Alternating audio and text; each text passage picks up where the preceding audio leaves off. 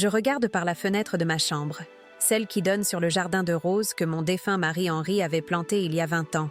C'est l'une des rares choses qui me procure encore de la joie dans cette maison qui fut autrefois mon royaume. Je m'appelle Odette Mercier, j'ai 68 ans, et pendant des années, j'ai vécu un cauchemar silencieux sous mon propre toit à Lyon.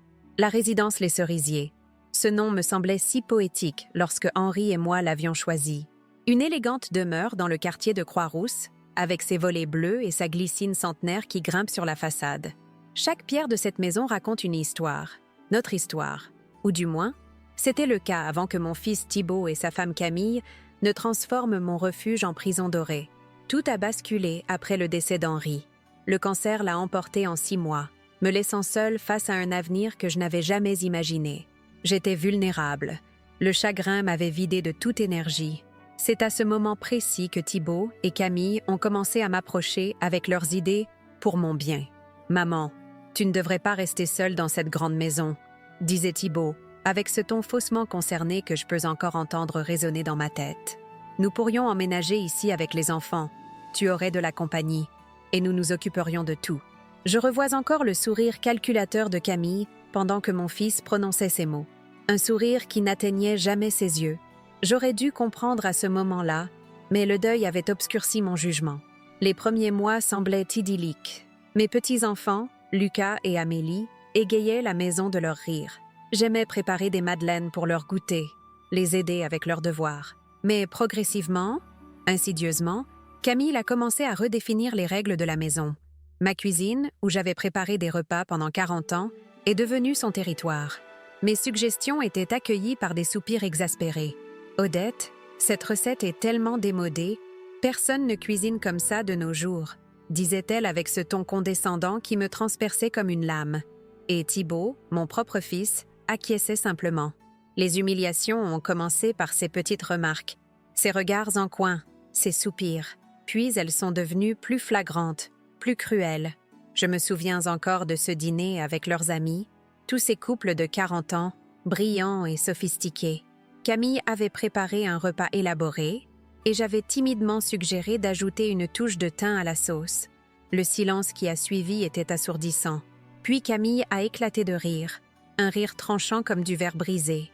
Voyez-vous, Odette vit encore au siècle dernier. Elle ne comprend pas que la cuisine a évolué depuis son époque. Tous ont ri.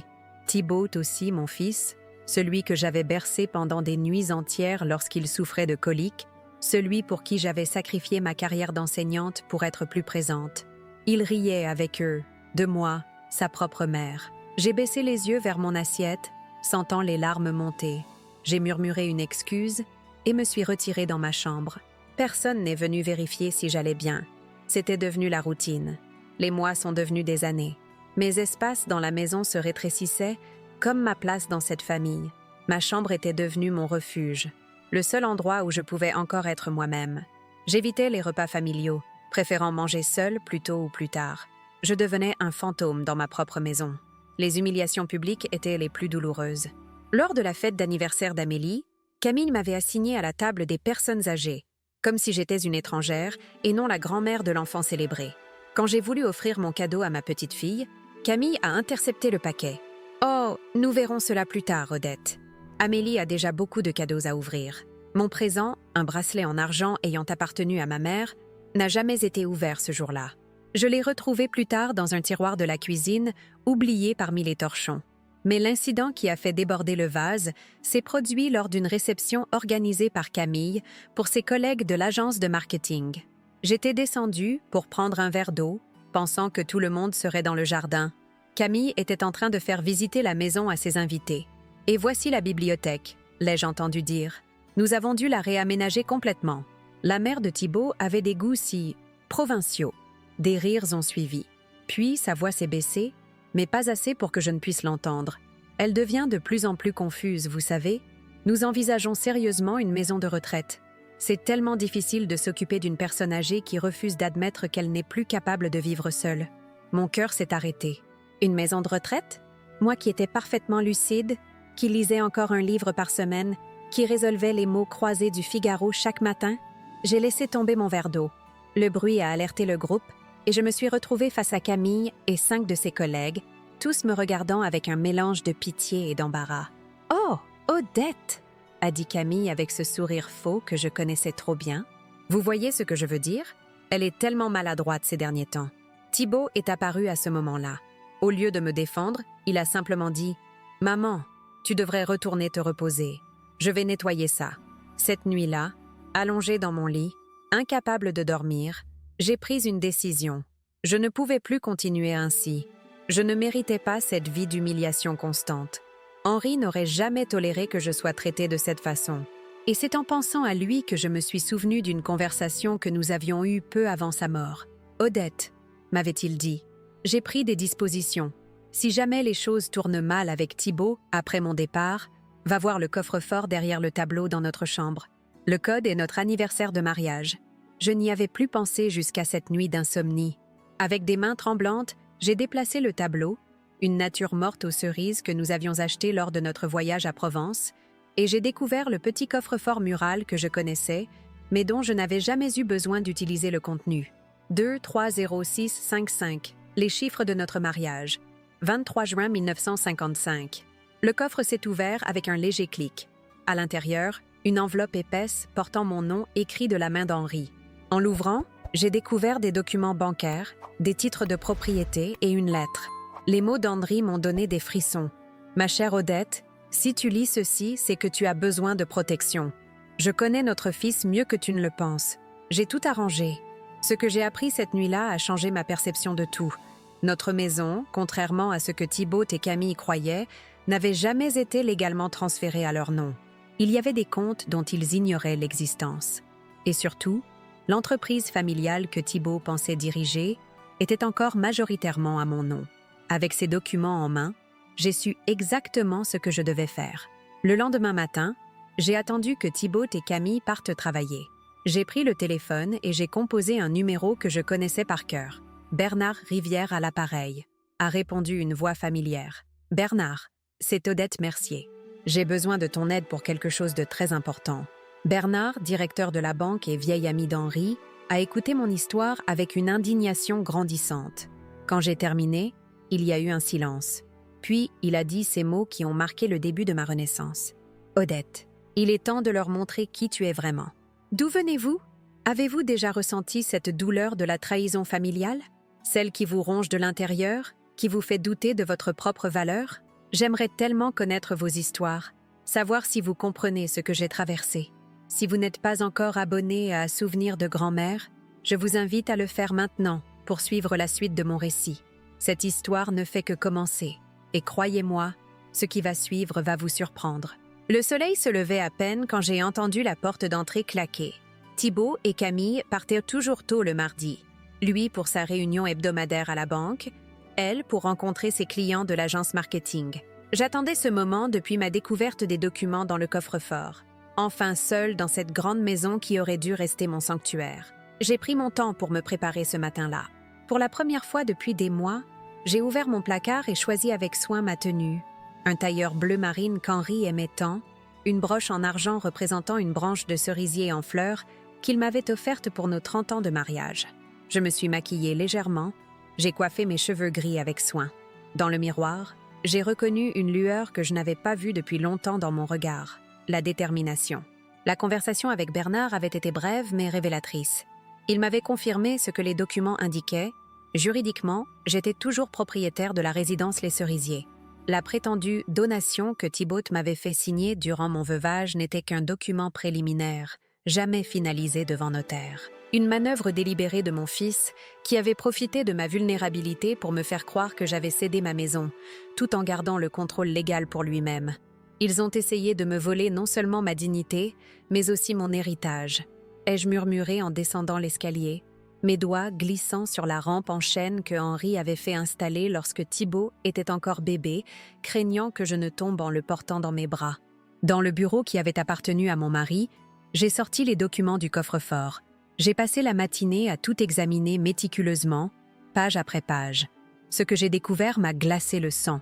Non seulement Thibaut n'avait jamais finalisé le transfert de propriété de la maison, mais il avait également détourné des fonds de l'entreprise familiale, une petite imprimerie qu'Henri avait développée avec passion pendant 40 ans.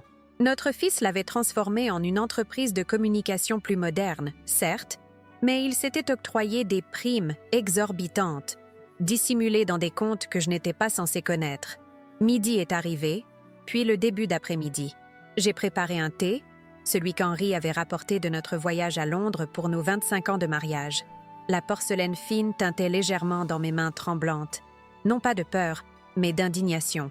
Je me suis installée dans le petit salon, celui que Camille avait redécoré en enlevant toutes les photos de famille pour les remplacer par des œuvres d'art contemporain sans âme. J'ai pris mon téléphone et j'ai composé un autre numéro.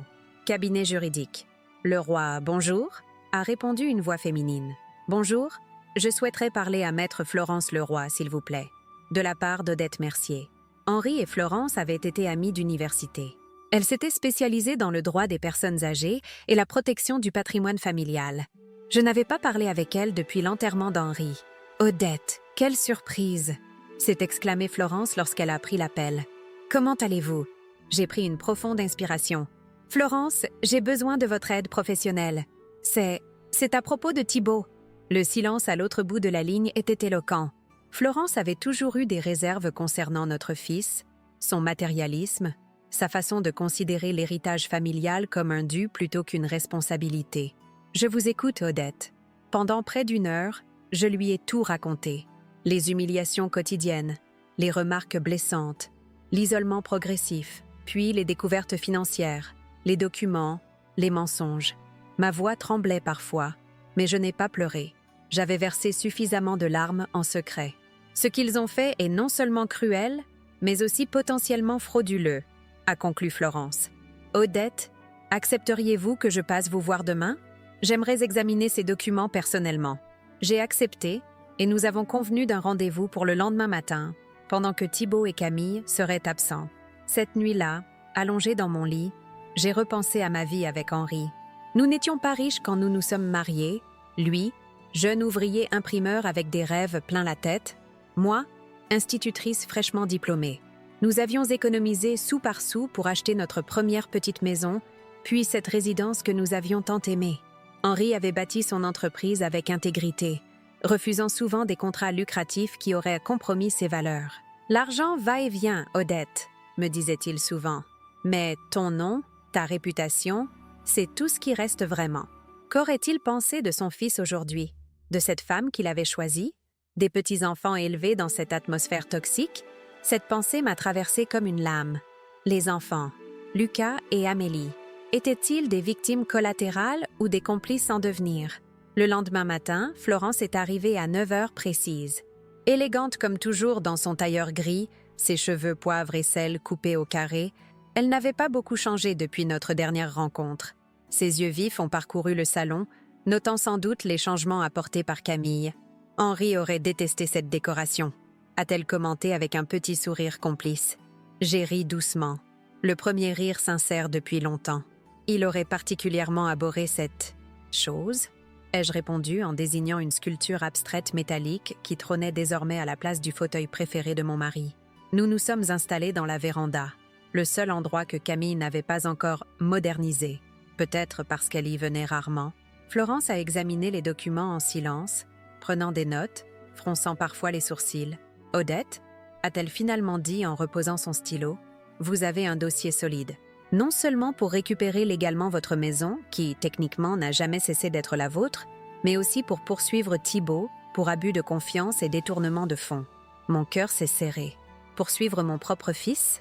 L'image de Thibaut, d'enfant, courant dans le jardin, riant aux éclats lorsque Henri le poursuivait pour le chatouiller, m'est revenue en mémoire. Je ne sais pas si je veux aller jusque-là, ai-je murmuré. Florence a posé sa main sur la mienne, un geste de compassion mais aussi de fermeté. Réfléchissez-y, nous pouvons procéder par étapes. D'abord, sécurisez votre patrimoine, puis décidez de la suite. Nous avons élaboré un plan. Florence contacterait un huissier pour établir officiellement mes droits sur la propriété. Bernard gèlerait temporairement les comptes litigieux pour éviter que Thibaut ne vide les dernières ressources de l'entreprise. Et moi, je devais faire profil bas encore quelques jours, le temps que tout soit mis en place. Surtout, ne changez rien à vos habitudes, m'a conseillé Florence. Ils ne doivent pas se douter que vous savez. Ce conseil s'est avéré plus difficile à suivre que je ne l'imaginais. Ce soir-là, quand Thibaut et Camille sont rentrés, j'ai dû faire semblant d'être la même vieille femme soumise et effacée qu'ils méprisaient tant. J'ai dîné seule dans ma chambre, comme d'habitude, écoutant leur voix et leur rire monter du rez-de-chaussée. Vers 21h, on a frappé doucement à ma porte. C'était Lucas, mon petit-fils de 15 ans, grand et mince comme l'était Thibaut à son âge, mais avec quelque chose de différent dans le regard, une sensibilité, une profondeur que mon fils avait perdue en chemin. « Grand-mère, je peux entrer ?» J'ai posé mon livre et lui ai fait signe d'approcher. Lucas est venu s'asseoir au bord de mon lit, comme il le faisait enfant quand il venait écouter mes histoires. « Ça va ?» m'a-t-il demandé, ses yeux scrutant mon visage avec une intensité troublante. « Bien sûr, mon chéri. Pourquoi cette question ?» Il a hésité, triturant le bord de sa manche, un geste qu'il faisait depuis tout petit quand il était nerveux. J'ai entendu maman parler au téléphone aujourd'hui. Elle disait à quelqu'un qu'ils allaient accélérer les choses pour toi, que tu deviendrais trop compliqué à gérer. Mon sang s'est glacé. Accélérer les choses ne pouvait signifier qu'une chose, la maison de retraite dont j'avais entendu parler. « Tu sais ce qu'elle voulait dire ?» ai-je demandé, m'efforçant de garder une voix calme. Lucas a baissé les yeux. « Je pense qu'ils veulent te faire partir, grand-mère. Ils parlent d'une résidence à l'extérieur de Lyon. Maman dit que c'est pour ton bien, mais sa voix s'est brisée. » J'ai pris sa main dans la mienne, remarquant avec surprise qu'elle était presque aussi grande que la mienne maintenant. « Lucas, écoute-moi. Quoi qu'il arrive dans les prochains jours, souviens-toi que je t'aime. Toi et Amélie. Rien ne changera jamais cela. » Il m'a regardé avec confusion, puis avec une lueur de compréhension. « Tu prépares quelque chose, n'est-ce pas ?» J'ai hésité. Pouvais-je faire confiance à ce garçon? N'était-il pas, après tout, le fils de Camille? Mais quelque chose dans son regard m'a décidé. Disons que ta grand-mère n'est peut-être pas aussi dépassée qu'il le pense. Un petit sourire a éclairé son visage, me rappelant tellement Henri que mon cœur s'est serré. Je savais que tu n'étais pas comme ils disent. Tu veux que je t'aide? Cette proposition m'a prise au dépourvu. Je n'avais pas envisagé d'impliquer mes petits-enfants dans cette situation. Mais avant que je puisse répondre, Lucas a continué. J'ai des preuves, grand-mère, des enregistrements, de comment maman te traite quand il y a du monde. J'ai commencé à filmer avec mon téléphone il y a quelques mois parce que ça me rendait malade de voir ça. Des larmes brillaient dans ses yeux. J'ai senti ma gorge se nouer. « Oh, Lucas, je déteste comment il te traite !» a-t-il explosé soudain, sa voix contenue pour ne pas être entendue en bas. « Papa qui ne dit jamais rien, qui laisse faire, et maman qui fait semblant d'être gentille avec toi devant certaines personnes, puis qui te rabaisse devant d'autres. C'est dégueulasse. » J'ai pris mon petit-fils dans mes bras, sentant ses épaules secouées de sanglots silencieux. Pendant des années, j'avais cru être seule dans cette maison hostile. Découvrir que Lucas avait tout vu, tout compris, était à la fois déchirant et réconfortant. Ces enregistrements, ai-je finalement demandé quand il s'est calmé, « Tu les as toujours ?» Il a hoché la tête, essuyant ses yeux d'un revers de main. « Sur mon ordinateur, crypté. J'ai appris ça en cours d'informatique. » J'ai souri, touchée par sa prévoyance. « Lucas, ces vidéos pourraient être très importantes, mais je ne veux pas que tu te mettes en difficulté avec tes parents. » Il a secoué la tête avec une détermination surprenante pour son âge. « Ils ne sont pas justes avec toi, et je sais que grand-père n'aurait jamais accepté ça. » Il me parlait toujours de l'importance de l'intégrité, Henri et ses leçons de morale. Même absent, il continuait d'influencer positivement son petit-fils. Une vague de gratitude m'a envahi. « D'accord, mais nous devons être prudents. Voilà ce que nous allons faire. » Les jours suivants ont été un étrange ballet de dissimulation. Je continuais à jouer mon rôle de vieille femme résignée pendant que Florence et Bernard mettaient notre plan en action. Lucas me tenait informé des conversations qu'il surprenait entre ses parents. Amélie, du haut de ses 12 ans, semblait sentir que quelque chose se tramait, mais restait en retrait, tiraillée entre sa loyauté envers sa mère et son affection pour moi.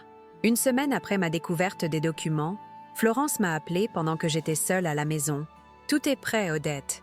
L'huissier a tous les papiers nécessaires. La banque a sécurisé les comptes litigieux. Il ne manque plus que votre signal. » J'ai regardé autour de moi. Cette maison pleine de souvenirs que Camille avait tenté d'effacer, ces murs qui avaient résonné des rires d'Henri, puis des pleurs de Thibaut le bébé, et maintenant des humiliations que j'avais subies. « Quand ?» ai-je simplement demandé. Ils organisent une réception ce samedi, n'est-ce pas? Pour l'anniversaire de Camille. J'ai confirmé. Une grande fête était prévue, avec une 50aine d'invités, collègues, amis, relations d'affaires. Camille avait fait venir un traiteur, un pianiste. Elle n'avait pas jugé utile de m'en parler directement. J'avais appris l'événement par la femme de ménage. Ce serait le moment idéal, a suggéré Florence. Tous leurs amis, leurs relations professionnelles seraient témoins. L'idée d'une confrontation publique me terrifiait et m'attirait à la fois. Mettre fin à cette mascarade devant tous ceux qui avaient été témoins de mon humiliation au fil des ans? D'accord, ai-je finalement décidé. Samedi soir. Les 2 jours qui ont suivi ont été un tourbillon de préparatifs discrets. Lucas m'a transmis ses enregistrements, que Florence a sécurisés. Bernard a préparé un dossier complet sur les irrégularités financières. J'ai même contacté Margot Deschamps, ma plus vieille amie, que Camille avait progressivement écartée de ma vie, la jugeant trop commune pour fréquenter leur cercle. Le samedi est arrivé, lourd d'une tension que je semblais être la seule à ressentir. Dès le matin, la maison était en effervescence. Des livreurs allaient et venaient, installant tables et chaises dans le jardin, déposant des arrangements floraux somptueux, sans une seule des roses qu'Henri avait plantées, bien sûr. Camille m'a à peine adressé la parole de la journée. Trop occupée à superviser les préparatifs, Thibaut est passé devant ma chambre en début d'après-midi, s'arrêtant brièvement. « Maman, ce soir, il y aura du monde. Si tu pouvais, rester discrète. Ou peut-être préférerais-tu dîner dans ta chambre? Tu serais plus tranquille. Même pas une invitation à participer à la fête. Juste une suggestion à peine voilée de me faire oublier. » J'ai souri doucement. « Ne t'inquiète pas, Thibaut. Je ne gâcherai pas la soirée de Camille. » Il a paru soulagé, ne percevant pas le double sens de mes paroles. Si seulement il avait su ce qui l'attendait, lui et sa précieuse épouse. À 18h, les premiers invités sont arrivés. J'entendais les voitures se garer, les rires, les exclamations admiratives devant la maison décorée. J'ai enfilé ma plus belle robe, un modèle bleu nuit qu'Henri m'avait offert pour notre 40e anniversaire de mariage et que je n'avais pas porté depuis sa mort. J'ai coiffé mes cheveux, appliqué un peu de rouge à lèvres. Dans le miroir, j'ai vu une femme que je n'avais pas vue depuis longtemps. Pas une vieille femme brisée, mais Odette Mercier, enseignante respectée pendant 30 ans, épouse d'Henri, mère de Thibaut, grand-mère de Lucas et Amélie. Une femme qui avait enfin décidé de reprendre sa place. À 19h30, Florence m'a envoyé un message. « Nous sommes en position. Quand vous serez prête ?» J'ai respiré profondément, sentant le parfum d'Henri que j'avais vaporisé sur mon poignet pour me donner du courage. Puis j'ai ouvert la porte de ma chambre et me suis dirigée vers l'escalier qui menait au cœur de la fête. Et au moment où ma vie allait à nouveau basculer, les marches de l'escalier en chêne massif n'avaient jamais paru aussi nombreuses.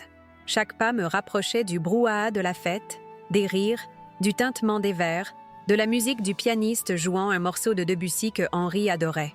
Je me suis arrêtée un instant au milieu de l'escalier, la main sur la rampe polie par des décennies de caresses quotidiennes.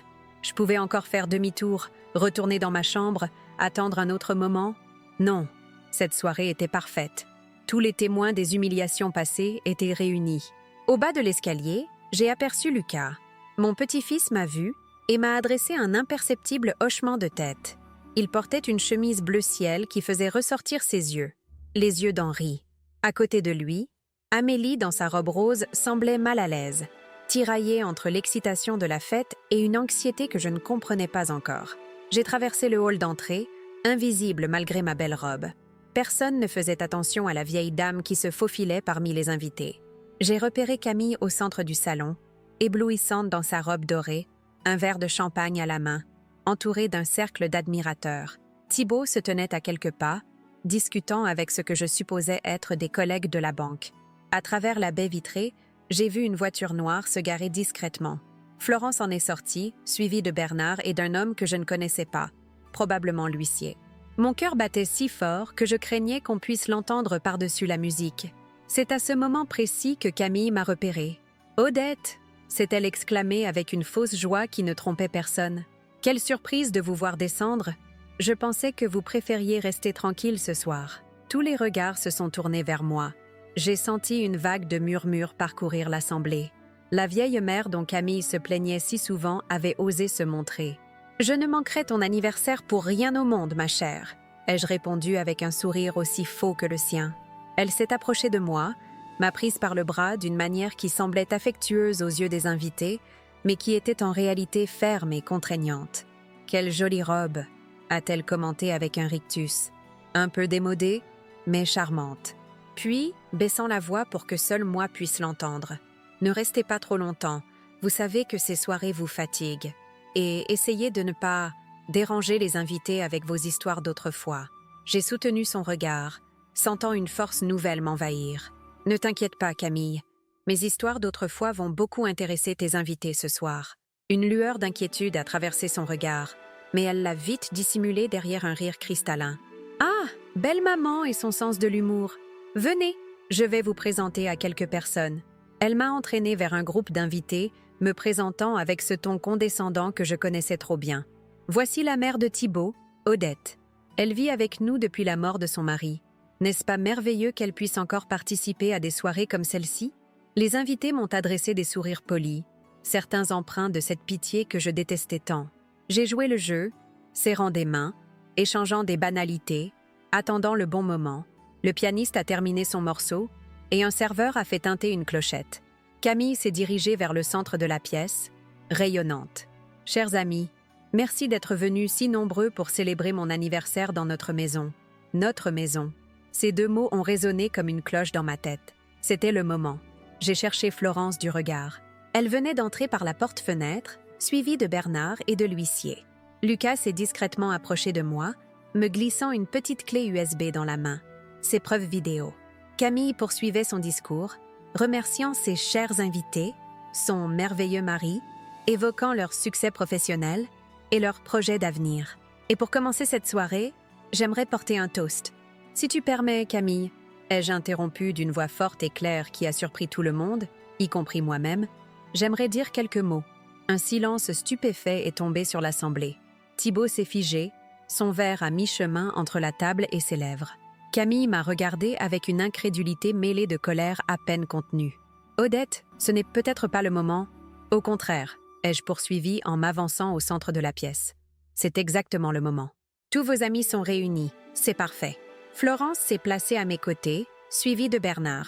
Leur présence m'a donné le courage qui me manquait. « Mesdames et messieurs, » ai-je commencé. « Beaucoup d'entre vous me connaissent comme la mère de Thibaut, la belle-mère de Camille. Certains d'entre vous m'ont vu lors de dîners où j'étais reléguée en bout de table.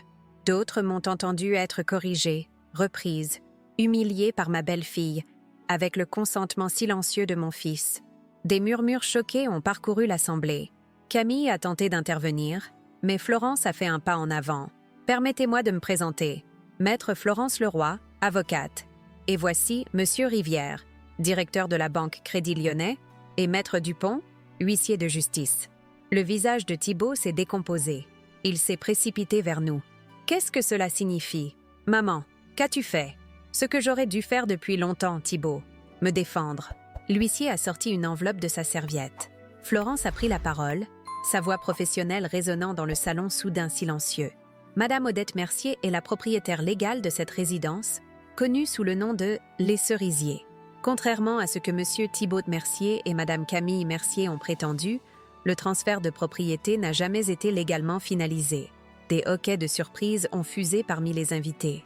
Je pouvais voir certains d'entre eux échanger des regards gênés, d'autres semblaient presque satisfaits. Avaient-ils deviné depuis longtemps la vraie nature de Camille? De plus, a continué Florence, nous avons des preuves de détournement de fonds de l'entreprise familiale. Mercier Impression, dont Madame Odette Mercier est l'actionnaire majoritaire, par Monsieur Thibaut Mercier. Le visage de mon fils est passé de la stupéfaction à la colère, puis à la peur. Camille, elle, s'est ressaisie plus rapidement. « C'est ridicule !» s'est-elle écriée. Odette est confuse. Elle invente des histoires. Son âge avancé, nous pensions justement à une maison de retraite spécialisée pour... « Une maison de retraite ?» ai-je répété, saisissant l'occasion. « Comme celle dont tu parlais à tes amis lors de la dernière réception ? Quand tu disais que j'étais devenue trop confuse et compliquée à gérer, j'ai fait signe à Lucas, qui s'est approché avec son ordinateur portable. Il l'a ouvert et a lancé une vidéo. Sur l'écran, on voyait clairement Camille, lors d'une précédente réception, parlant à un petit groupe. Elle devient vraiment pénible. Thibaut et moi envisageons sérieusement une maison spécialisée. Entre nous, ce serait tellement plus simple sans elle dans cette maison. Nous pourrions enfin rénover sa chambre en home cinéma comme nous en parlions. Les invités regardaient, horrifiés. J'ai vu plusieurs femmes plus âgées échanger des regards outrés. Lucas a lancé une autre vidéo. Cette fois, c'était Thibaut au téléphone dans son bureau. Oui, nous finaliserons la vente dès que ma mère sera placée. L'acheteur est prêt à signer. 5 millions. Oui. Non? Elle n'est pas au courant, évidemment. Bernard a pris la parole à son tour. En tant que directeur de la banque où M. Mercier travaille, je suis navré de devoir annoncer que nous avons découvert des irrégularités graves dans la gestion des comptes de l'entreprise familiale. Des sommes importantes ont été détournées vers des comptes personnels. Thibaut s'est élancé vers nous, le visage déformé par la rage. « Ça suffit! Vous n'avez pas le droit! Sortez de chez moi! »« De chez toi ?» ai-je répété doucement. « Non, Thibaut, c'est chez moi. Ça l'a toujours été. » L'huissier a déplié un document officiel. Par la présente, j'informe M. Thibault Mercier et Mme Camille Mercier qu'ils sont sommés de quitter les lieux dans un délai de 30 jours. De plus, une enquête est ouverte concernant les détournements de fonds présumés. Un silence de mort est tombé sur l'Assemblée.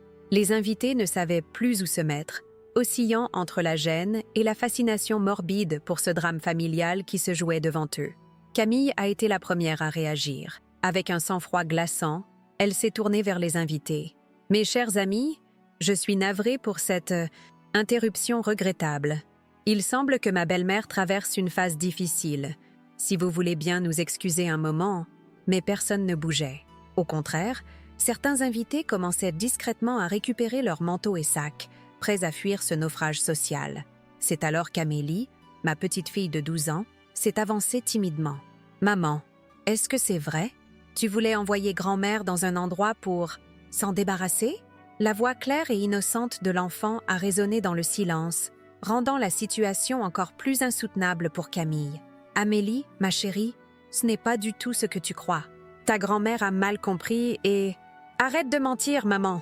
a soudain crié Lucas, surprenant tout le monde par son éclat. « J'ai tout entendu. Toi et papa, vous parliez de vendre la maison dès que grand-mère serait placée. Vous disiez que vous auriez enfin la paix. » Des larmes coulaient sur les joues d'Amélie maintenant. Elle s'est précipitée vers moi, s'accrochant à ma robe. « Je ne veux pas que tu partes, grand-mère. » Je l'ai serrée contre moi, sentant son petit corps secoué de sanglots. Par-dessus sa tête, j'ai regardé Thibaut droit dans les yeux. « Voilà ce que tu as fait, mon fils. Tu as non seulement trahi ta mère, mais tu as aussi brisé le cœur de tes enfants. » Thibaut semblait dévasté, pris entre sa femme furieuse et ses enfants en larmes. Pour la première fois, j'ai vu dans son regard une lueur de doute, peut-être même de honte. « Maman, je ne voulais pas que les choses se passent comme ça. Pourtant, tu les as laissées se produire, » ai-je répondu calmement. « Tu es resté silencieux quand ta femme m'humiliait. Tu as participé au détournement de l'héritage de ton père. L'homme qu'Henri avait espéré que tu deviendrais, il n'existe pas. » Ces mots semblaient le frapper comme des coups physiques. Je n'éprouvais aucun plaisir à le voir ainsi, juste une immense tristesse pour ce que nous étions devenus. Une invitée âgée, Madame Fournier, je crois, s'est avancée vers moi. « Odette, je suis tellement désolée. Je me doutais que quelque chose n'allait pas, mais je n'aurais jamais imaginé. » D'autres ont suivi, murmurant des paroles de soutien, me serrant brièvement la main, certains jetant des regards accusateurs à Camille et Thibaut. La fête était terminée. Les invités s'éclipsaient rapidement, laissant derrière eux des verres à moitié pleins et des assiettes intactes. Le pianiste avait discrètement fermé son instrument et s'était éclipsé. Les serveurs se tenaient en retrait, ne sachant que faire. Camille, voyant son triomphe social se transformer en désastre, a finalement perdu son sang-froid. « Tout ça, c'est de ta faute !» a-t-elle hurlé, pointant un doigt accusateur vers moi. « Tu as tout gâché, ma réputation, ma fête, tout !» Sa vraie nature éclatait enfin au grand jour, sans le vernis de politesse qu'elle maintenait en public. « Tu n'es qu'une vieille femme amère et jalouse. Jalouse de ma jeunesse, de ma réussite. Tu n'as jamais accepté que ton précieux fils m'ait choisi. » Florence a fait un pas en avant, protectrice. « Je vous suggère de vous calmer, Madame Mercier. Vous empirez votre situation. » Mais Camille était trop emportée par sa rage pour s'arrêter. « Et toi ?» a-t-elle craché à Thibaut. « Tu es incapable de contrôler ta mère. Tu es pathétique. » Mon fils semblait diminuer, écrasé entre la révélation de ses actes et la fureur de sa femme. Il a tenté de la calmer, mais elle l'a repoussé violemment. « Ne me touche pas, c'est fini. Tu crois que je vais rester avec toi maintenant que tu n'as plus rien? Ni maison, ni entreprise, ni réputation. » Ces paroles révélaient cruellement la nature de leur relation. Un mariage basé non sur l'amour, mais sur l'intérêt matériel et les apparences. Lucas et Amélie assistaient à cette scène, horrifiés. J'ai voulu les protéger, les éloigner, mais ils restaient là, témoins de l'effondrement de leur famille. « Les enfants, ai-je dit doucement, montez dans vos chambres, s'il vous plaît. »« Non, grand-mère, » a répondu Lucas avec une maturité surprenante. « Nous devons voir ça. Nous devons savoir la vérité. » Amélie a hoché la tête, ses yeux encore brillants de larmes, mais emplis d'une détermination nouvelle. Bernard s'est approché de Thibault, lui parlant à voix basse, mais ferme. « Monsieur Mercier, en tant que directeur de la banque, je me vois dans l'obligation de vous informer que votre poste est suspendu jusqu'à la fin de l'enquête sur les détournements de fonds. » C'était le coup de grâce. Thibault s'est effondré sur une chaise, la tête entre les mains. Florence m'a prise doucement par le bras. « Odette, vous avez eu assez d'émotions pour ce soir. Vous devriez vous reposer. Nous nous occuperons des détails pratiques demain. » J'ai acquiescé, soudain épuisée par l'intensité de la confrontation. Mais avant de quitter la pièce, je me suis tournée une dernière fois vers mon fils. « Thibault, malgré tout, tu restes mon fils. Et ces enfants ont besoin de leur père, même s'il a commis des erreurs. Réfléchis à l'homme que tu veux être à partir de maintenant. » Il a levé vers moi un regard vide, comme s'il ne me reconnaissait pas, ou peut-être était-ce lui-même qu'il ne reconnaissait plus. En montant l'escalier, soutenu par Florence d'un côté et Lucas de l'autre, j'ai entendu Camille continuer ses récriminations, sa voix stridente résonnant dans la maison désertée par les invités. Mais ses cris ne m'atteignaient plus. Pour la première fois depuis des années, je me sentais légère, libérée. Dans ma chambre, j'ai ouvert la fenêtre pour respirer l'air frais de la nuit. Le jardin en contrebas était illuminé par les guirlandes installées pour la fête, créant un contraste saisissant avec le drame qui venait de se jouer. Je pouvais voir quelques invités retardataires rejoindre leur voiture, discutant avec animation. Florence m'a serré la main avant de partir. « Vous avez été courageuse, Odette. Reposez-vous maintenant. Demain sera un autre jour, le premier jour de votre nouvelle vie. » Après son départ, Lucas et Amélie sont venus me retrouver. Sans un mot, ils se sont blottis contre moi comme lorsqu'ils étaient petits et que je leur lisais des histoires. Nous sommes restés ainsi longtemps, unis dans le silence, écoutant les derniers échos de la dispute qui continuait en bas. « Qu'est-ce qui va se passer maintenant, grand-mère » a finalement demandé Amélie d'une petite voix. J'ai caressé ses cheveux, cherchant les mots justes pour réconforter cet enfant dont le monde venait de s'écrouler. « Nous allons reconstruire, ma chérie. Ensemble. Cette maison sera à nouveau un foyer, un vrai. » Lucas a hoché la tête, ses yeux reflétant une sagesse au-delà de son âge. « Papa a fait des choses mal, mais il peut changer, non ?» J'ai senti mon cœur se serrer devant leur besoin désespéré de croire en leur père, malgré tout. Les gens peuvent changer, oui, s'ils le veulent vraiment. Cette nuit-là, alors que la maison s'était enfin calmée, j'ai contemplé le portrait d'Henri posé sur ma table de nuit. Son sourire bienveillant semblait me dire que j'avais fait ce qu'il fallait. « Tu avais raison, mon amour, » ai-je murmuré. « Tu avais raison de te méfier. Mais maintenant, je vais reconstruire ce que nous avions créé ensemble, pour nos petits-enfants, pour qu'ils connaissent la valeur de l'intégrité que tu chérissais tant. » Une légère brise a fait vaciller la flamme de ma bougie, comme si Henri me répondait de l'au-delà. Et pour la première fois depuis son départ, j'ai senti que l'avenir pourrait être porteur d'espoir, malgré les blessures du passé. L'aube m'a trouvée déjà éveillée, assise près de ma fenêtre, observant le jardin où gisaient encore les vestiges de la fête interrompue. Des chaises renversées, des verres abandonnés, des guirlandes vacillant dans la brise matinale, les décombres d'une vie qui s'était effondrée la veille. Je n'avais pas vraiment dormi, trop agitée par les événements, oscillant entre la satisfaction d'avoir enfin repris le contrôle et l'inquiétude pour l'avenir. Un léger coup à ma porte m'a tiré de ma contemplation. C'était Lucas, déjà habillé malgré l'heure matinale, le visage marqué par une nuit sans doute aussi agitée que la mienne. « Grand-mère, tu es réveillée ?» Je lui ai fait signe d'entrer. Il s'est assis sur le bord de mon lit, ses doigts nerveux jouant avec un fil de sa manche. « J'ai entendu maman faire ses valises cette nuit », a-t-il annoncé d'une voix étrangement détachée. « Elle est partie il y a 1 heure. Elle a pris sa voiture et beaucoup de ses affaires. » Je n'étais pas surprise. Camille avait toujours été pragmatique. Dès que la situation n'était plus à son avantage, elle se repositionnait. Son départ précipité n'était que la confirmation de ce que j'avais toujours su. Son attachement à mon fils était conditionnel à ce qu'il pouvait lui apporter. Et ton père? Lucas a haussé les épaules. Il est dans son bureau depuis hier soir. Il n'en est pas sorti. J'ai essayé de lui parler, mais la porte est verrouillée. J'ai soupiré, imaginant Thibaut seul avec sa honte et ses regrets. Peut-être aussi avec une bouteille de ce whisky qu'Henri gardait autrefois pour les occasions spéciales. Et Amélie? Elle dort encore.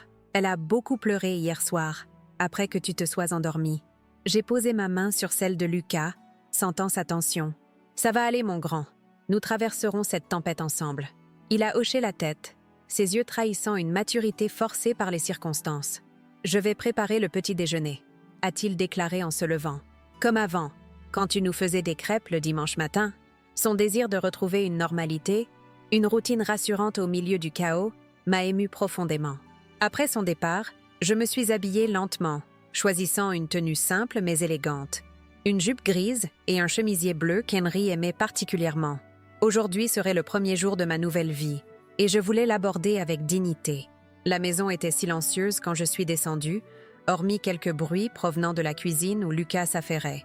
J'ai hésité devant la porte du bureau de Thibaut, puis j'ai continué mon chemin. Il faudrait avoir cette conversation, mais pas maintenant, pas encore. Dans la cuisine, Lucas avait déjà préparé la pâte à crêpes et mis la table pour 4 personnes, par habitude ou par espoir. J'ai souri face à cette image touchante, cet adolescent de 15 ans s'efforçant de maintenir une apparence de normalité. « Tu t'en sors comme un chef », l'ai-je complimenté en m'approchant de lui. Il a souri timidement. « J'ai regardé comment tu faisais toutes ces années. » Nous avons préparé le petit déjeuner ensemble, dans un silence confortable ponctué de quelques instructions ou souvenirs partagés. Un moment suspendu hors du temps, comme si rien n'avait changé, comme si la famille n'avait pas volé en éclats la veille. Amélie nous a rejoints peu après, les yeux encore gonflés de sommeil et de larmes. Sans un mot, elle s'est blottie contre moi, enfouissant son visage dans mon chemisier. Je l'ai serré fort, caressant ses cheveux emmêlés. « J'ai fait des crêpes », a annoncé Lucas, essayant d'insuffler un peu d'enthousiasme dans sa voix. Amélie a levé les yeux vers lui, puis vers la table dressée pour 4. « Maman est partie », a-t-elle dit simplement. Ce n'était pas une question.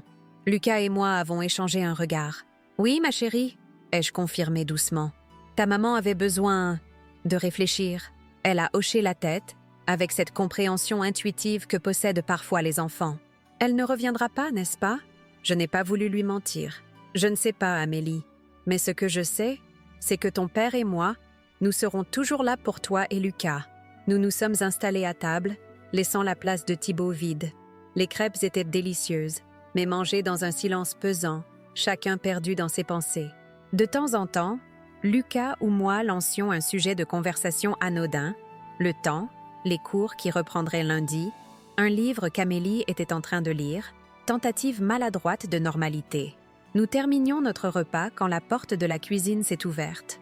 Thibaut se tenait là, méconnaissable. Lui qui était toujours impeccablement habillé, rasé de près, coiffé avec soin, semblait avoir vieilli de 10 ans en une nuit. Ses vêtements étaient froissés, sa barbe naissante grisonnante, ses yeux rougis par l'alcool ou les larmes. Peut-être les deux. Les enfants se sont figés, ne sachant comment réagir. J'ai gardé mon calme, lui indiquant simplement la place vide à table. « Il reste des crêpes, si tu as faim. » Il a hésité, puis s'est avancé comme un automate, s'asseyant lourdement sur la chaise. Lucas lui a tendu l'assiette de crêpes sans un mot. Amélie gardait les yeux baissés, remuant distraitement sa cuillère dans son chocolat froid. « Camille est partie », a finalement déclaré Thibaut, brisant le silence. Sa voix était rauque, fatiguée. J'ai hoché la tête. « Lucas nous l'a dit. Elle ne reviendra pas. Elle m'a laissé une lettre. » Il a sorti de sa poche une feuille de papier pliée, l'a regardée un instant, puis l'a repoussée comme si elle le brûlait. Elle dit que tout est fini, qu'elle va demander le divorce, qu'elle ne peut pas rester avec un perdant qui s'est fait dépouiller par sa mère. Lucas a laissé échapper un petit bruit indigné. Amélie a enfin levé les yeux, son regard oscillant entre la peine et une étrange curiosité. « Où est-elle allée ?» a-t-elle demandé d'une petite voix. Thibaut a passé une main tremblante sur son visage. « Chez sa sœur, à Paris, apparemment. » Elle dit qu'elle viendra chercher le reste de ses affaires quand nous ne serons plus là. Un silence lourd a suivi cette déclaration. Les implications étaient claires. Camille considérait que nous allions tous quitter cette maison, conformément à l'ultimatum donné hier soir. « Thibaut, ai-je commencé doucement, nous devons parler de ce qui va se passer maintenant. » Il a hoché la tête, résigné. « Je sais, j'ai tout gâché, maman. Tout. » Les enfants nous observaient, suspendus à nos paroles. Ce n'était pas la conversation que je voulais avoir devant eux, mais ils étaient déjà trop impliqués pour être tenus à l'écart. « Tu as commis des erreurs graves, ai-je admis. Des erreurs qui ont des conséquences légales que nous ne pouvons pas ignorer. » Il a baissé la tête, acceptant la réprimande. « Mais tu es mon fils, et tu es le père de Lucas et Amélie. Nous sommes toujours une famille, malgré tout. » Ses épaules ont commencé à trembler. Pour la première fois depuis qu'il était enfant, j'ai vu mon fils pleurer ouvertement, sans retenue. Des sanglots déchirants qui semblaient venir du plus profond de son être. « Je suis tellement désolée, maman, tellement désolée. Je ne sais pas comment j'ai pu te traiter ainsi, te laisser être humiliée jour après jour. Papa aurait eu tellement honte de moi. » Lucas s'est levé maladroitement, incertain de ce qu'il devait faire face à ce père qu'il n'avait jamais vu dans un tel état. Amélie, elle, a suivi son instinct. Elle s'est approchée de Thibaut et, avec la simplicité désarmante de l'enfance, lui a passé les bras autour du cou. « Ne pleure pas, papa. Grand-mère va arranger les choses. Elle arrange toujours tout. » Cette confiance aveugle m'a serré le cœur. Si seulement c'était aussi simple. « Je vais essayer, ma chérie, ai-je promis. Mais ton papa devra aussi faire sa part. » Thibaut a levé vers moi un regard dévasté, mais dans lequel brillait, pour la première fois, une lueur de détermination. « Je ferai tout ce qu'il faudra, maman. Tout. » Plus tard dans la matinée, alors que les enfants s'occupaient au jardin, j'ai appelé Florence pour faire le point sur la situation. Les nouvelles n'étaient pas bonnes. « L'enquête bancaire est déjà en cours, Odette », m'a-t-elle expliqué. Bernard a été obligé de signaler les irrégularités à sa hiérarchie. Thibaut risque des poursuites pénales pour abus de biens sociaux et détournement de fonds. J'ai fermé les yeux, sentant le poids de la situation m'écraser. Je voulais récupérer ma maison, ma dignité, pas envoyer mon fils en prison. Y a-t-il un moyen, un arrangement possible? Florence a marqué une pause. Peut-être. S'il coopère pleinement, s'il rembourse les sommes détournées, nous pourrions négocier une peine plus légère. Mais, Odette, il s'agit de sommes importantes. Combien? D'après les premiers éléments, près de 2 millions d'euros sur les 5 dernières années. Mon souffle s'est coupé. 2 millions. Comment avait-il pu? Où cet argent était-il passé? Je vais lui parler, ai-je finalement dit. Voir ce qu'il en est exactement. Après avoir raccroché, j'ai rejoint Thibaut dans le bureau qu'il n'avait pas quitté depuis notre conversation du petit déjeuner. Il était assis devant l'ordinateur, entouré de dossiers et de relevés bancaires. « 2 millions, Thibaut ?» ai-je demandé sans préambule. Il a tressailli puis a hoché lentement la tête. « Je suis en train de tout reconstituer. C'est encore pire que ce que je pensais. Où est passé cet argent? Dans quelle folie l'as-tu englouti ?» Il a eu un rire amer, dénué de joie. Le train de vie que Camille exigeait, les vacances aux Maldives, sa collection de sacs de luxe, la rénovation de la maison de campagne des Valéries à Deauville, les placements boursiers risqués qu'elle voulait tenter. Je voulais qu'elle soit fière de moi, qu'elle reste. J'avais toujours peur qu'elle me quitte si je ne pouvais pas lui offrir le style de vie qu'elle voulait. J'ai secoué la tête, atterrée par tant d'aveuglement. Et maintenant, elle est partie malgré tout. Ironique, n'est-ce pas? A-t-il murmuré. J'ai tout sacrifié pour elle. Mon intégrité, ma relation avec toi, l'héritage de papa. Et au premier revers, elle m'abandonne. Est-ce qu'il reste quelque chose? De l'argent, des biens, n'importe quoi que nous pourrions utiliser pour rembourser? Il a fait défiler des documents sur l'écran. J'ai vendu mes actions personnelles ce matin. Ça fait environ 300 000 euros. J'ai aussi 2 assurances-vie que je peux racheter pour environ 500 000. La maison de campagne, si nous la vendons rapidement, peut-être 1 million. Mais ça ne couvrira pas tout. Et les comptes à l'étranger? Je sais qu'Henri en avait ouvert. Thibaut a levé les yeux, surpris.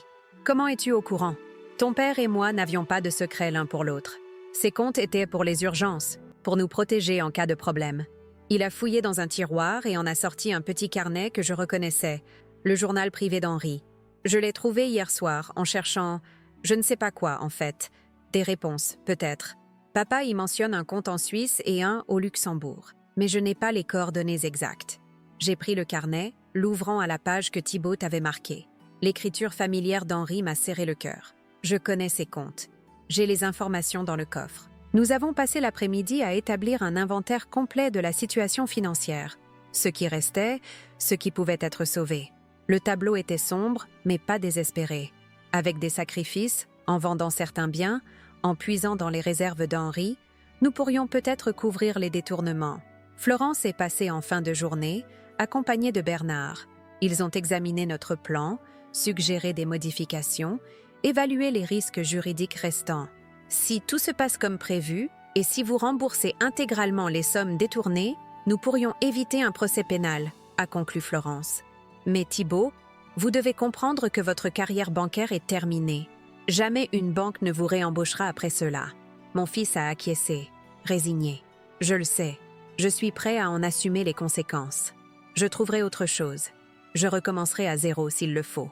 Bernard l'a regardé avec un mélange de déception et de compassion. Henri était mon ami, Thibaut.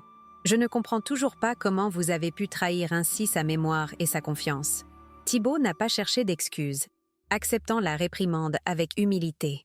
Après leur départ, nous avons dîné tous les quatre dans la cuisine. Un repas simple que Lucas et moi avions préparé ensemble. L'atmosphère était étrange, pas exactement détendue, mais pas aussi lourde que le matin. Il y avait comme un sentiment de clarté. Les mensonges avaient été exposés, les masques étaient tombés. Ce qui restait était douloureux, mais au moins c'était vrai. Amélie a été la première à rompre le silence pesant. « Est-ce qu'on va devoir déménager ?» Thibaut et moi avons échangé un regard. « Non, ma chérie, » ai-je répondu. « Cette maison est à nous. Nous allons y rester. Mais maman ne reviendra pas habiter ici ?» Thibaut a pris une profonde inspiration. « Non, Amélie. Ta maman et moi, nous ne serons plus ensemble. Elle viendra te voir, bien sûr, mais elle ne vivra plus avec nous. » La petite a hoché la tête, assimilant cette information avec un calme surprenant. « Je préfère comme ça, » a-t-elle déclaré simplement. Elle n'était pas gentille avec grand-mère. Lucas a approuvé silencieusement, et j'ai vu Thibaut tressaillir face à cette vérité crue sortie de la bouche de sa fille. Après le dîner, alors que je bordais Amélie pour la nuit, un rituel que Camille m'avait interdit ces dernières années, la petite m'a retenue par la main. « Grand-mère, est-ce que tu crois que papa va redevenir comme avant ?»« Comme avant quoi, ma chérie ?»« Comme quand j'étais petite, quand il riait beaucoup et me faisait tourner dans ses bras. » J'ai senti mon cœur se serrer.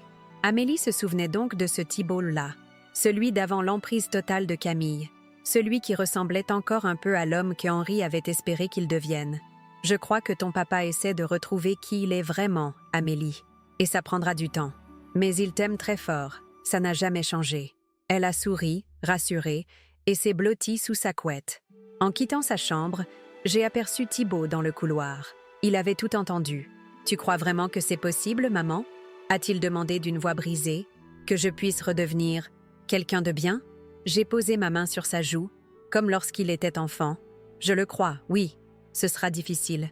Il y aura des conséquences à assumer, des dettes à payer, pas seulement financières. Mais tu es le fils d'Henri. Quelque part en toi, il y a toujours l'homme qu'il espérait que tu deviennes. » Cette nuit-là, après que tout le monde se soit couché, je suis restée longtemps dans le salon, regardant les vieilles photos de famille que Camille avait reléguées au grenier et que Lucas avait redescendues dans l'après-midi. Henri tenant Thibaut bébé dans ses bras, Thibaut sur son premier vélo, notre voyage en Italie quand il avait 12 ans, son diplôme universitaire, sa fierté ce jour-là. Quelque part en chemin, mon fils s'était perdu, aveuglé par l'ambition, séduit par le matérialisme, manipulé par une femme qui ne l'aimait que pour ce qu'il pouvait lui offrir. Mais peut-être n'était-il pas trop tard. Peut-être que cette chute brutale était nécessaire pour qu'il se retrouve, pour qu'il se souvienne des valeurs qu'Henri et moi avions tenté de lui inculquer. J'ai pris la photo préférée d'Henri, celle où nous étions tous les trois au bord de la mer, Thibaut, âgé d'environ 8 ans entre nous, nos mains jointes formant une chaîne indestructible, et je l'ai replacée sur la cheminée, là où elle avait toujours été avant l'arrivée de Camille. « Nous allons reconstruire, Henri », ai-je murmuré à l'image souriante de mon mari. « Ce ne sera pas facile, ce ne sera pas parfait, mais nous allons reconstruire notre famille. » Et pour la première fois depuis que toute cette tempête avait éclaté, j'ai senti un véritable espoir naître en moi, fragile encore, mais bien réel. 6 mois se sont écoulés depuis cette soirée qui a bouleversé notre existence. L'automne a cédé la place à l'hiver, puis au printemps. Les cerisiers du jardin sont à nouveau en fleurs, comme un symbole de renaissance après la tempête. Ce matin, je me suis réveillée avec le chant des oiseaux, dans cette chambre que j'ai finalement redécorée à mon goût, non pas pour effacer les traces du passé, mais pour affirmer ma présence, mon droit d'être ici, d'occuper pleinement cet espace. Les rideaux lourds et sombres choisis par Camille ont été remplacés par des voilages légers qui laissent entrer la lumière. Les murs, autrefois d'un gris anthracite tendance selon elle, sont maintenant d'un bleu pâle apaisant qui me rappelle le ciel d'été en Provence, où Henri et moi passions nos vacances. Je me suis préparée avec soin aujourd'hui, car ce n'est pas un jour ordinaire. C'est le jour où nous allons tourner définitivement la page. En descendant l'escalier, j'ai croisé Lucas qui partait pour le lycée, son sac sur l'épaule. À presque 16 ans, il a grandi de plusieurs centimètres ces derniers mois, devenant presque un jeune homme. Ses traits se sont affirmés, ressemblant de plus en plus à ceux d'Henri dans sa jeunesse. « Tu es prête, grand-mère » m'a-t-il demandé avec un sourire encourageant. C'est le grand jour. J'ai hoché la tête, touchée par sa sollicitude. « Ne t'inquiète pas pour moi, tout ira bien. Concentre-toi sur ton examen de mathématiques. » Il a grimacé. « J'aurais préféré être là pour vous soutenir. »« Tu nous soutiendras en obtenant une bonne note, » ai-je répliqué avec un clin d'œil. « Et nous fêterons tout ce soir. » Il m'a embrassé sur la joue avant de partir. Ce geste d'affection spontanée qui était devenu habituel ces derniers mois. Un petit miracle quotidien qui me réchauffait le cœur. Dans la cuisine, Amélie terminait son petit déjeuner sous l'œil attentif de Thibaut. Ma petite fille avait changé elle aussi. Plus épanouie, plus confiante. Les cernes d'anxiété qui marquaient son regard d'enfant s'étaient estompées. Elle riait plus souvent, chantonnait dans la maison, ramenait des amis après l'école. Toutes ces petites choses normales qui lui avaient été implicitement interdites du temps de Camille. « Bonjour, grand-mère » s'est-elle exclamée en me voyant. « J'ai préparé ton thé préféré !» Sur la table, une tasse fumante m'attendait, du Earl Grey avec une pointe de miel, exactement comme je l'aime. « Merci, ma chérie. Tu es adorable. » Thibaut m'a adressé un sourire tendu. Lui aussi s'était préparé avec soin ce matin. Costume sobre mais élégant, rasage impeccable.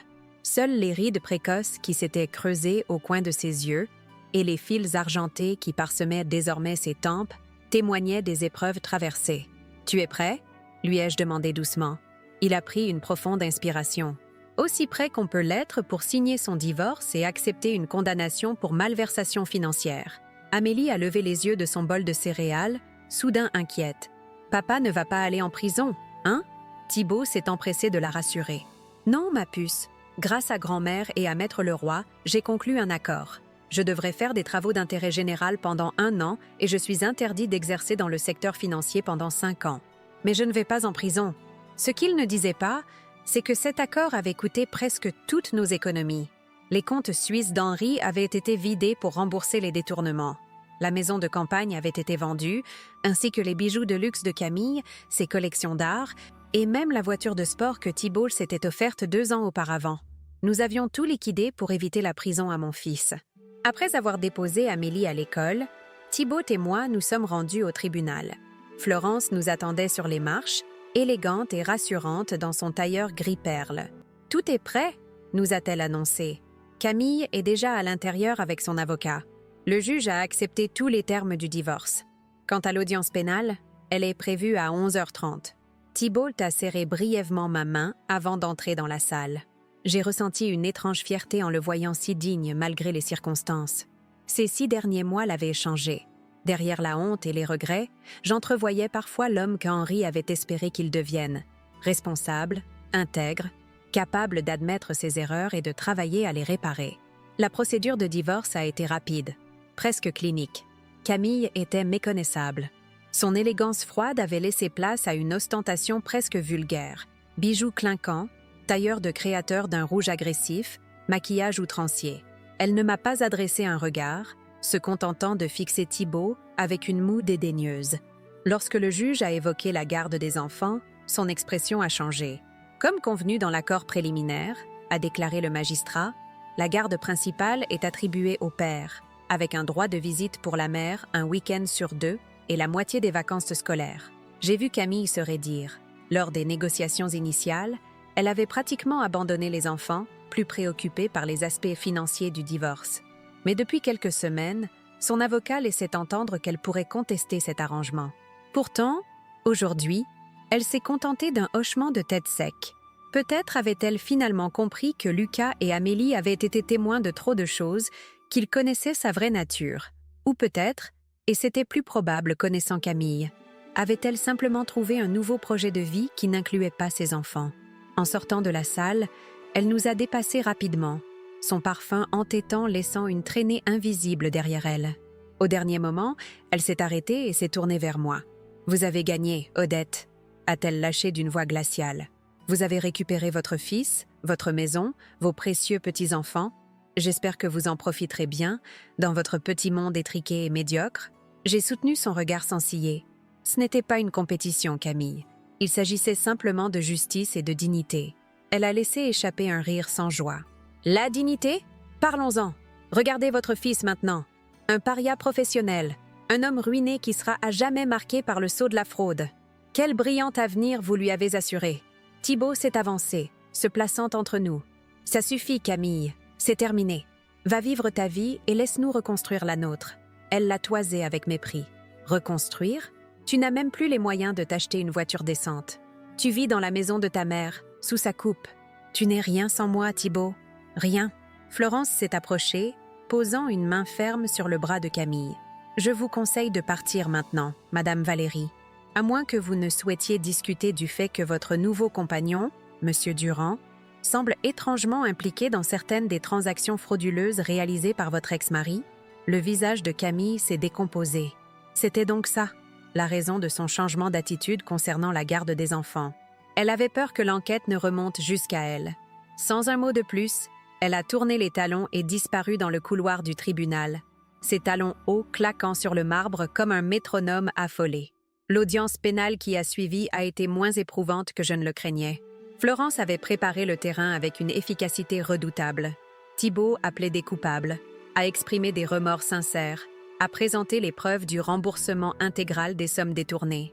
Le juge, un homme d'âge mûr au regard pénétrant, a semblé sensible à sa démarche. « Monsieur Mercier, » a-t-il conclu, « vos actes sont graves et auraient mérité une peine d'emprisonnement.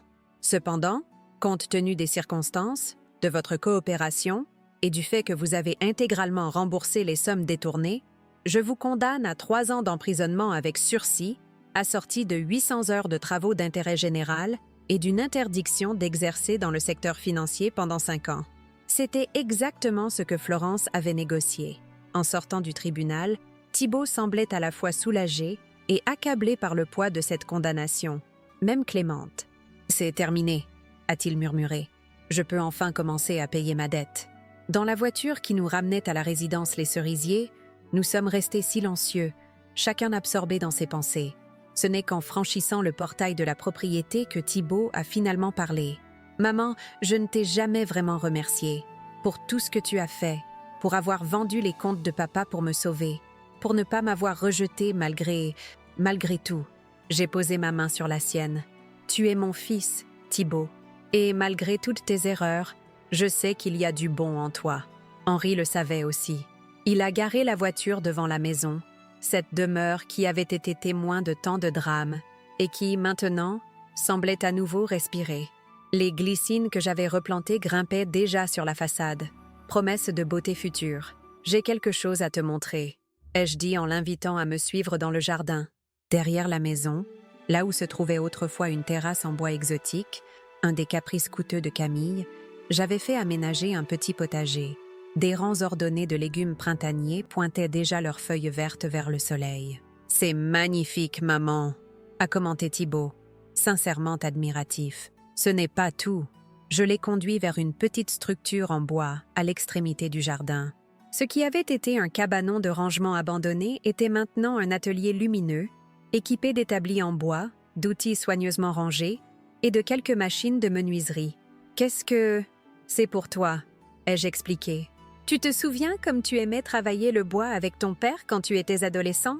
Comment vous aviez fabriqué ensemble cette table de salon qui est toujours dans le petit salon ?»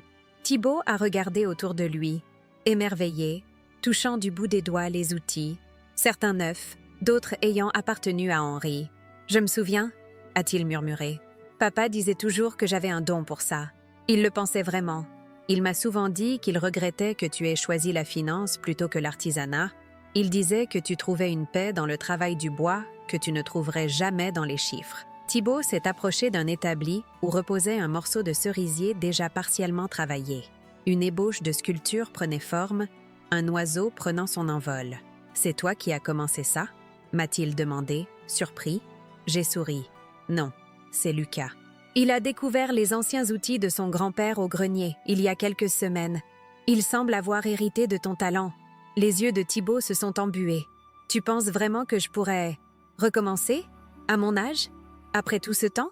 Je pense que c'est exactement ce dont tu as besoin.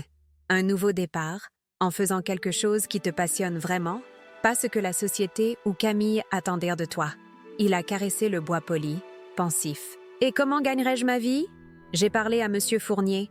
Tu sais, notre voisin ébéniste qui prend sa retraite. Il cherche quelqu'un pour reprendre son atelier. Il serait prêt à te former, à te prendre comme apprenti malgré ton âge. Ce ne serait pas aussi lucratif que la banque, bien sûr, mais ce serait honnête, a complété Thibaut. Ce serait créer au lieu de manipuler, construire au lieu de détruire. Il s'est tourné vers moi et j'ai vu dans ses yeux une lueur que je n'avais pas vue depuis des années. De l'espoir, du désir, de la passion. Tu crois que je pourrais y arriver? Vraiment? J'en suis certaine. Tu as toujours eu ça en toi, Thibaut. C'est juste que tu t'étais égaré en chemin.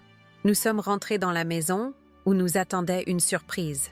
Lucas était revenu plus tôt que prévu du lycée et Amélie était là aussi.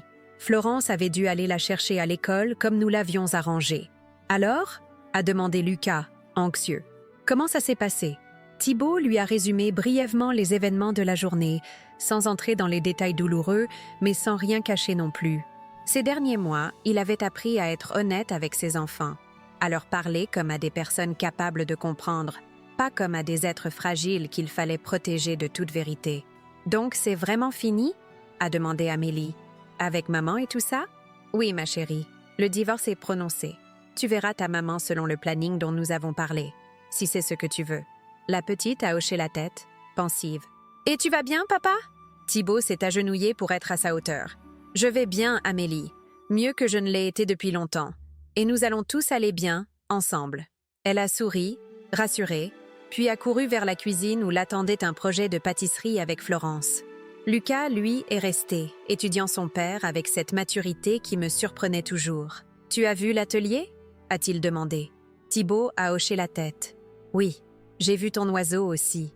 C'est un très beau travail. » Le visage de Lucas s'est illuminé sous le compliment. Grand-père m'a laissé ses carnets de croquis. Il y a des dizaines de projets qu'il n'a jamais eu le temps de réaliser. Je me disais, peut-être qu'on pourrait les faire ensemble. J'ai vu Thibaut lutter contre l'émotion. J'aimerais beaucoup ça, fils. Énormément. Le soir venu, après un dîner simple mais joyeux, alors que les enfants étaient montés se coucher, Thibaut et moi nous sommes retrouvés sur la terrasse, contemplant le jardin baigné par la lumière argentée de la pleine lune. Il avait une question qui lui brûlait visiblement les lèvres depuis notre retour du tribunal. « Maman, est-ce que tu regrettes d'avoir tout révélé ce soir-là, de m'avoir confronté ainsi, devant tout le monde ?»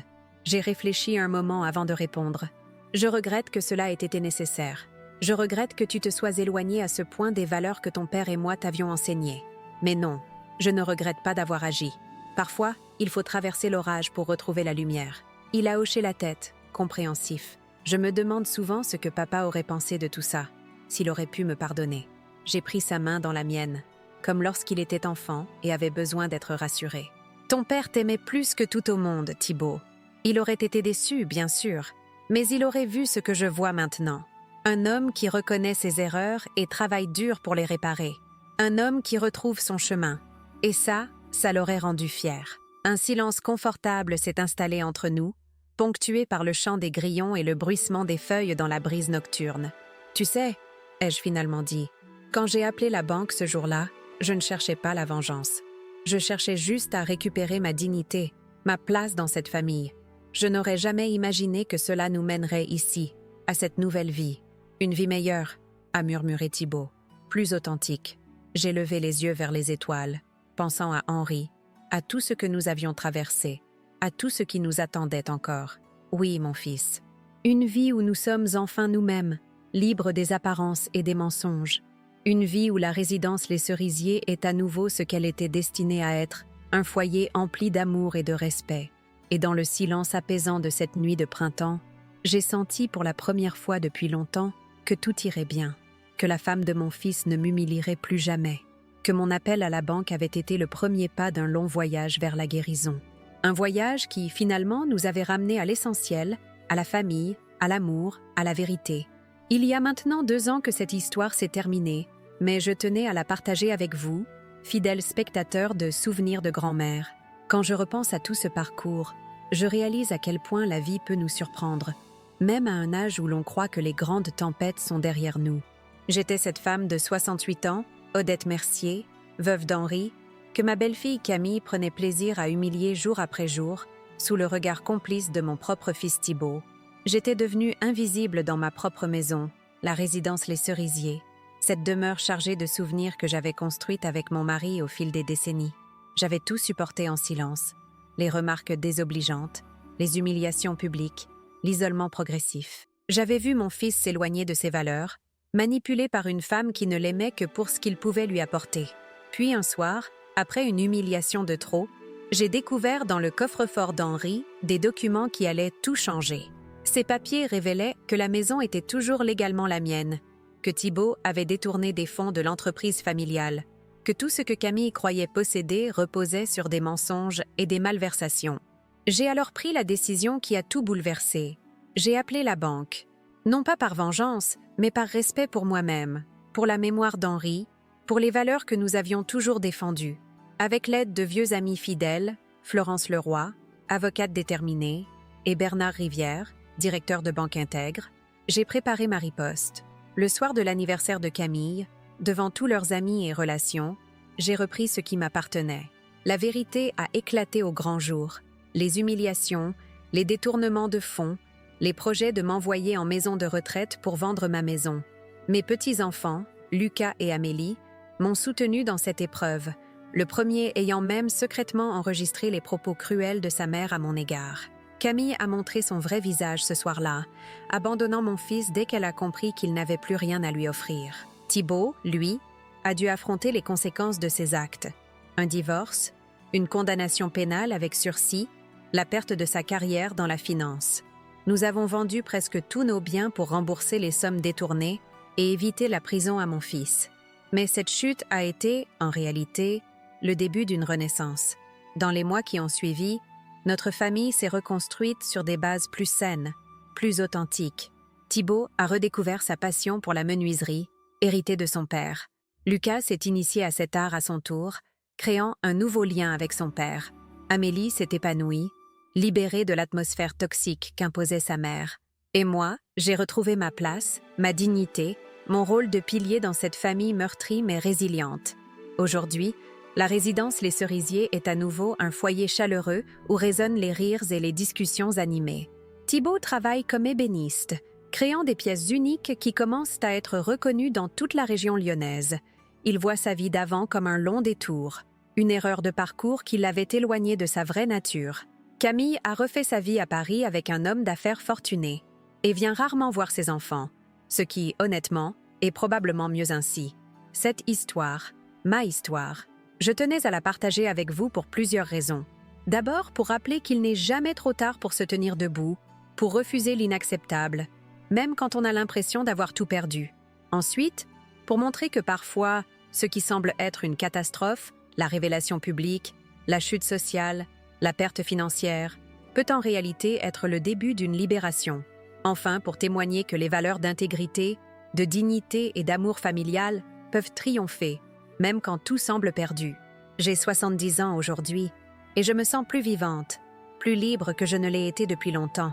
Bien sûr, tout n'est pas parfait. Thibaut porte encore les cicatrices de ses erreurs. Les enfants gardent des blessures de cette période sombre. Mais nous avançons ensemble, pas à pas, vers une vie qui nous ressemble enfin. Si vous traversez une épreuve similaire, si vous vous sentez humilié, invisible, effacé par vos proches, sachez que vous n'êtes pas seul, que vous avez le droit de dire non, de reprendre votre place. que vous méritez le respect, à tout âge. N'attendez pas aussi longtemps que je l'ai fait pour réagir. Cette histoire vous a touché? Elle vous a donné du courage ou fait réfléchir? J'aimerais tant connaître vos impressions, vos expériences similaires peut-être. Prenez un moment pour les partager dans les commentaires ci-dessous. Vos témoignages sont précieux. Ils créent cette communauté de soutien et d'échange qui fait la force de notre chaîne Souvenirs de grand-mère. Si vous n'êtes pas encore abonné, je vous invite à rejoindre notre famille en cliquant sur le bouton d'abonnement. Chaque semaine, je partage avec vous des histoires de vie, des moments de vérité, des leçons apprises parfois dans la douleur, mais qui nous font grandir. Ne manquez aucun de nos récits en activant aussi la cloche des notifications.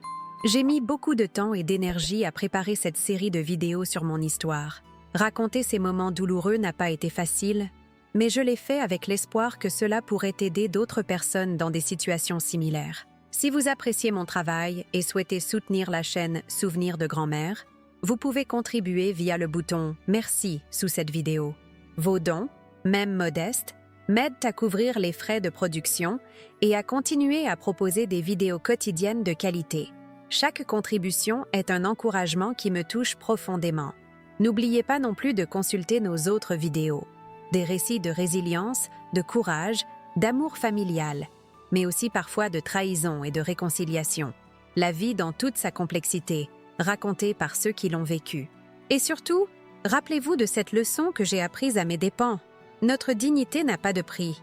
Elle mérite qu'on se batte pour elle, même quand ceux qui devraient tout protéger sont ceux qui nous blessent le plus. Parfois, un simple coup de téléphone, comme celui que j'ai passé à la banque ce jour-là, peut être le premier pas vers une libération que l'on n'osait plus espérer.